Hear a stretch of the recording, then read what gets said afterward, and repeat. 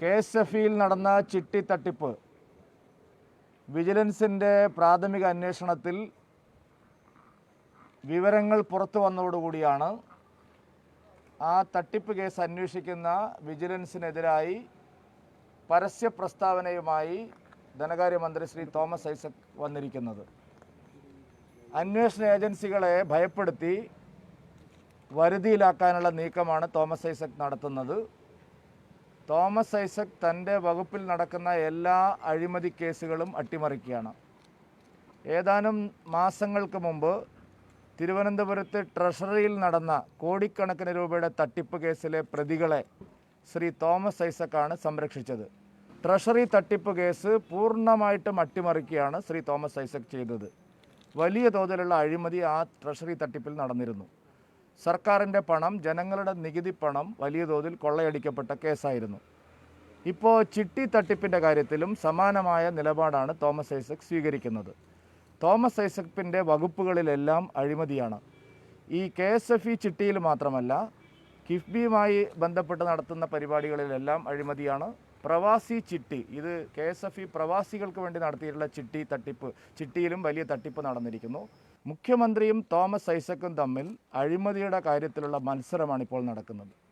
മുഖ്യമന്ത്രി നേരിട്ട് നടത്തുന്ന അഴിമതികളും തോമസ് ഐസക് നേരിട്ട് നടത്തുന്ന അഴിമതികളും പരസ്പരം ഇവർ മത്സരിക്കുകയാണ്. അഴിമതിയുടെ കാര്യത്തിൽ രണ്ടുപേരും അഴിമതി കേസുകളിൽ